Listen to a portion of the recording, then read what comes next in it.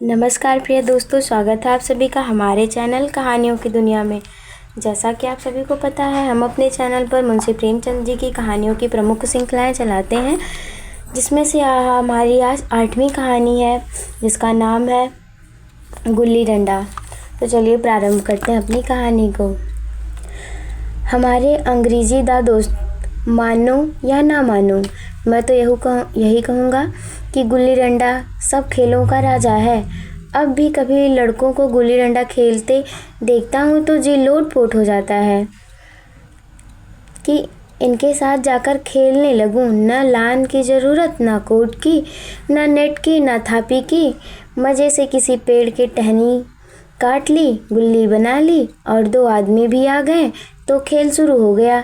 विलायती खेलों में सबसे बड़ा ऐब है कि उनके सामान महंगे होते हैं। जब तक कम से कम 1 सैकड़ा न खर्च की जाए तब तक होते नहीं। खिलाड़ियों के शुमार ही नहीं हो सकता। यहाँ गुल्ली डंडा ही है कि बिना हरे फिटकरी के चोखा रंग देता है। पर हम अंग्रेजी चीज़ों के पीछे ऐसे दीवाने होते जा रहे हैं कि अपनी सभी चीज़ों में अभिरुचि हो गई है।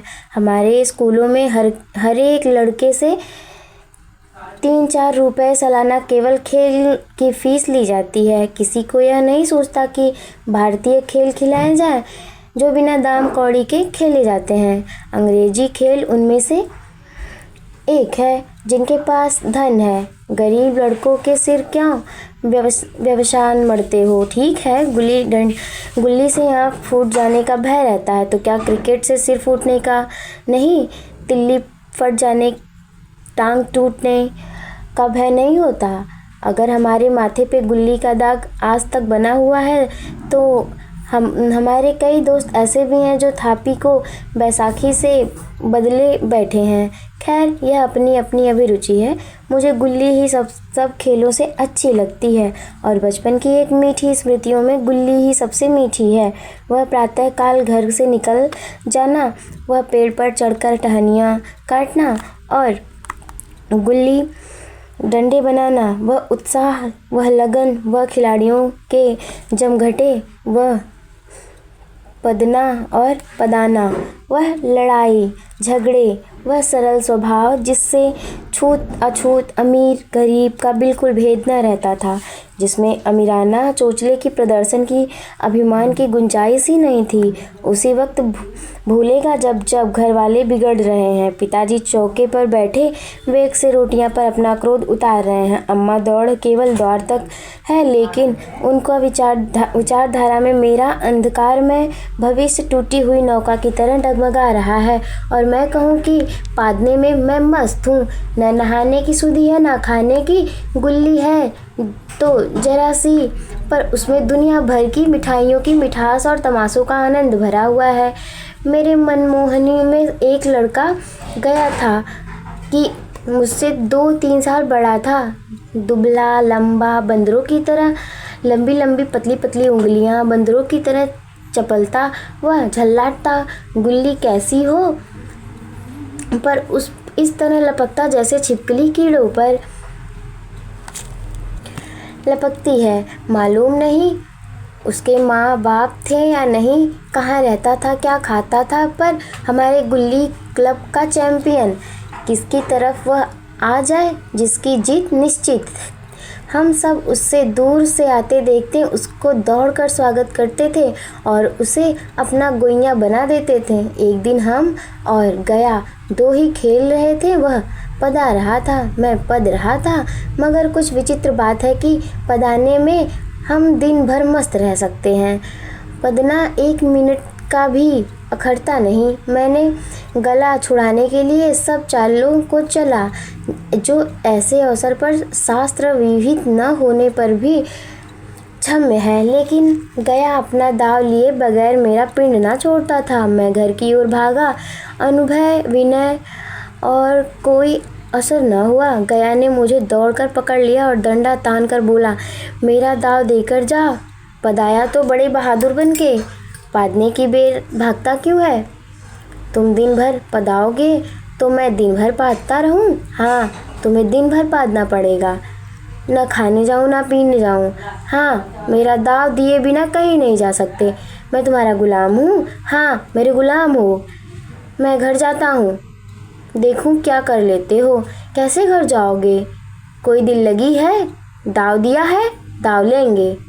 अच्छा, कल मैंने अमरूद खिलाया था, वह लौटा दो। वह तो पेट में चला गया। निकालो पेट से। तुमने खाया क्यों मेरा अमरूद? अमरूद तुमने दिया तब मैंने खाया। मैं तुमसे मांगने ना गया था। जब तक मेरा अमरूद ना दोगे मैं दाव ना दूंगा। मैं समझता था न्याय और मेरी ओर है। आखिर मैं किसी स्वार्थ में ही उससे अमरूद खिलाए होंगे। कौन निस्वार्थ किसी के साथ सलूक करता है। भिक्षा तक तो स्वार्थ के लिए ही देते हैं। जब गया ने अमरूद खाया तो फिर उसे मुझसे दाव लेने का क्या अधिकार है? रिश्वत देकर तो लोग खून पचा जाते हैं। यह मेरा अमरूद यूं ही हजम कर जाएगा? अमरूद पैसे के 5 वाले थे जो गया के बाप को किसी भी समय नसीब ना होंगे।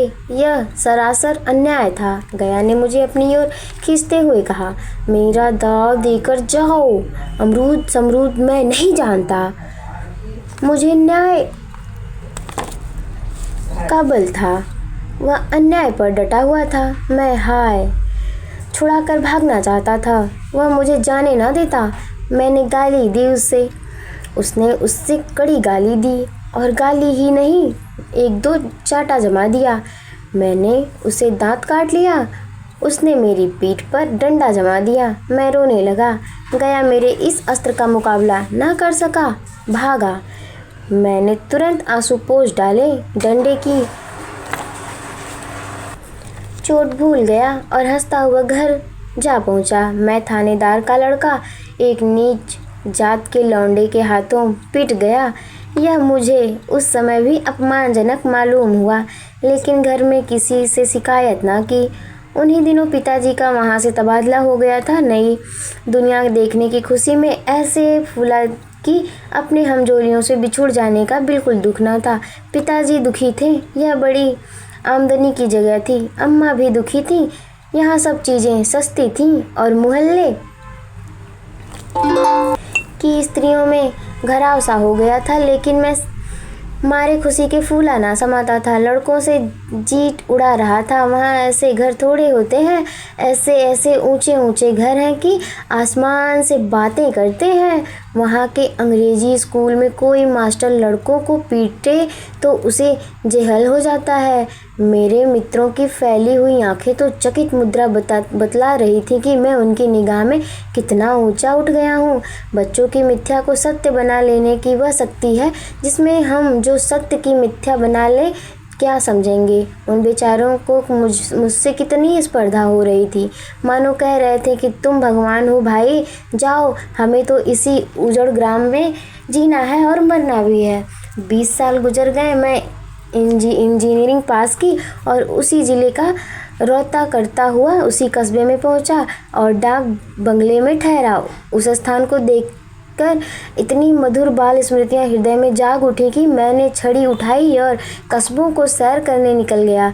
आँखों में किसी प्यासे पथिक की भांति बचपन के उन क्रीड़ा स्थलों को देखने के लिए व्याकुल हो रही थी, पर उस परिचित नाम के सिवा वहाँ और कुछ परिचित न था। जहाँ खंडहर था वहाँ पक्के मकान खड़े थे। जहाँ बरगद का पुराना पेड़ था अब वहाँ एक सुंदर बगीचा था।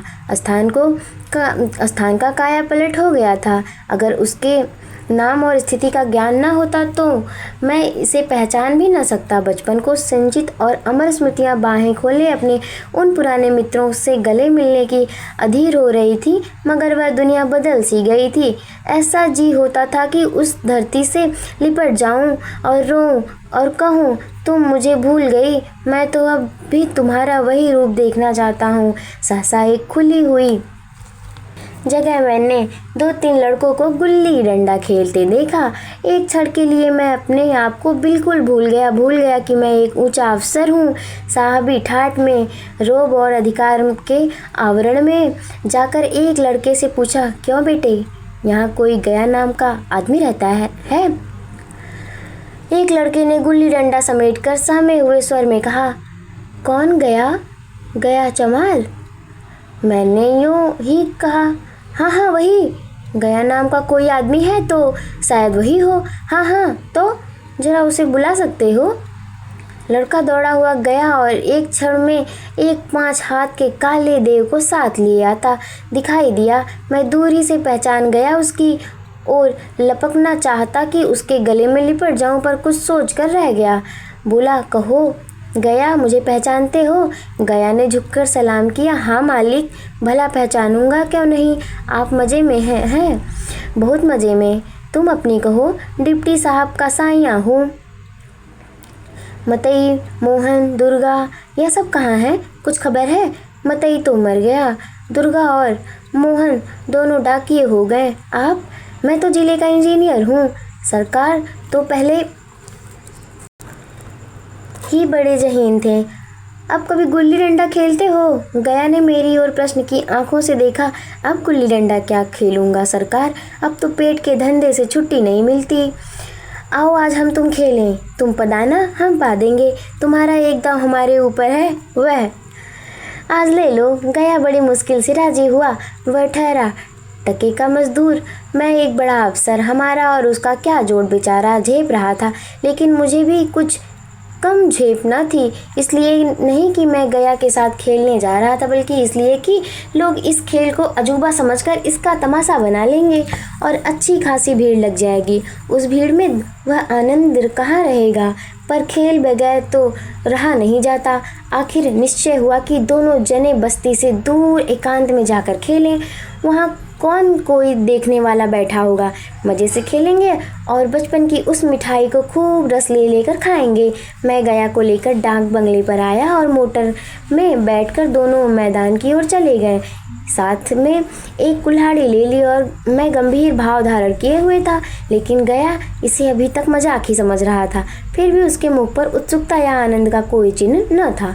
शायद वह हम दोनों में जो अंतर हो गया था वह सोचने में मगन था। मैंने पूछा, तुम्हें कभी हमारी याद आती थी गया? सच कहना। गया झेपता हुआ बोला, मैं आपको क्या याद करता हुजूर, किस लायक हूँ? भाग में आपके साथ कुछ दिन खेलना बदा था। नहीं, मेरी क्या गिनती। मैंने उदास होकर कहा, लेकिन मुझे तो बार बार तुम्हारी याद आती थी। तुम्हारा वह डंडा जो तुमने तान कर जमाया था, याद है ना?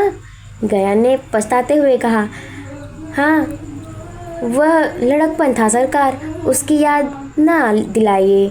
वाह, वह मेरे बाल जीवन की सबसे रसीली याद है। तुम्हारे उस डंडे में जो रस था वह तो अब ना आदर सम्मान में पाता हूँ, ना धन में। कुछ ऐसी मिठाई थी उसमें कि आज तक उससे मन मीठा होता रहता है। इतनी देर में हम बस्ती से कोई 3 मील निकल आए हैं। चारों तरफ सन्नाटा था। पश्चिम की ओर कोसों तक भीमताल फैला हुआ था, जहाँ आकर हम किसी समय कमल पुष्प तोड़ लें जाते थे और उसके झुमक बनाकर कानों में डाल लेते थे। जेठ की संध्या केसर में डूबी चली आ रही थी। मैं लपककर एक पेड़ पर चढ़ गया और एक टहनी काट ली। चटपट गुल्ली डंडा बन गया। खेल शुरू हो गया। मैंने गुच्ची में गुल्ली रखकर उछाली। गुल्ली डंडा के सामने निकल गई। उसने हाथ लपकाया जैसे मछली पकड़ रहा हो। गुल्ली उसके पीछे जाकर गिरी। वह वहीं गया है जिसके हाथ में गुल्ली जैसे आप ही जाकर बैठ जाती थी। वह दाएं बाएं कहीं हो, गुल्ली उसकी हथेली में ही पहुंचती थी, जैसे गुल्लियों पर वशीकरण डाल लिया हो। नई गुल्ली, पुरानी गुल्ली, छोटी गुल्ली, बड़ी गुल्ली, नोकदार गुल्ली, सपाट गुल्ली, सभी उससे मिल जाती हैं, जैसे उसके हाथों में कोई चुंबक हो जो गुल्लियों को खींच लेता है। लेकिन आज गुल्ली को उसने वह प्रेम नहीं रहा। फिर तो मैंने पदाना शुरू किया। मैं तरह तरह की धांधलियां कर रहा था। अभ्यास की कसर बेईमानी से पूरी कर रहा था। पहुंच जाने पर डंडा खेले जाता था। हालांकि शास्त्र के अनुसार गया की बाली आनी चाहिए थी गुल्ली पर। ओछी चोट पड़ती और वह जरा दूर पर गिर जाती थी तो मैं झपट कर उसे खुद उठा लेता था और दोबारा डांट लगाता था। गया ये सारी बेकायदगिरी देख रहा था पर कुछ ना बोल सका, जैसे उसे वह सब कायदे कानून भूल गए हों। उसका निशाना कितना अचूक था। गुल्ली उसके हाथ में निकलकर टन से डंडे से जाकर लग जाती थी उसके हाथ से छूटकर उसका काम या था डंडे से टकरा जाना, लेकिन आज वह गुल्ली डंडे में लगती ही नहीं थी। कभी दाहिन हो जाती, कभी बाएं और आके गिर जाती और कभी पीछे। आधे घंटे पदाने के बाद एक बार गुल्ली डंडे में आ लगी। मैंने धांधली की, गुल्ली डंडे में नहीं लगी। बिल्कुल पास से गई लेकिन लगी नहीं। गया ने किसी प्रकार का असंतोष प्रकट न किया। न लगी होगी, डंडे में लगती तो क्या बेईमानी करता? नहीं भैया, तुम बेईमानी करोगे। बचपन में मजाल था कि मैं ऐसा घपला करके जीत बचता। गया गर्दन पर चढ़ बैठता, लेकिन आज उसने कितनी आसानी से धोखा दिए चला जाता था। गधा है, सारी बातें भूल गया। सहसा गुल्ली फिर डंडे में लगी और इतने जोर से लगी कि जैसे बंदूक छूट गई हो। इस प्रमाण के सामने अब किसी तरह की धांधली करने का साहस मुझ में इस वक्त भी नहीं हो सका, लेकिन क्यों ना एक बार सच को झूठ बताने की चेष्टा करूं। मेरा हरज ही क्या है। मान गया तो वाह वाह, नहीं माना तो दो चार हाथ पदाना ही पड़ेगा। अंधेरे का बहाना करके जल्दी से गल्ला छुड़ा लूँगा, फिर कौन दाव देखने आता है। गया ने विजय के उल्लास में कहा। लग गई, टन से बोली। मैंने अनजान बनने की चेष्टा करके कहा, तुमने लगते देखा? मैंने तो नहीं देखा, टन से बोली है सरकार। और जो किसी ईंट में लगी हो तो? मेरे मुख से यह वाक्य उस समय कैसे निकला, इसका मुझे खुद आश्चर्य है। इस सत्य को झुठलाना वैसा ही था जैसे दिन को रात बताना। हम दोनों ने गुल्ली को डंडे में जोर से लगते देखा था, लेकिन गया ने मेरा कथन स्वीकार कर लिया। हाँ, किसी ईंट में लग गई हो। डंडे में लगती तो इतनी आवाज़ ना आती।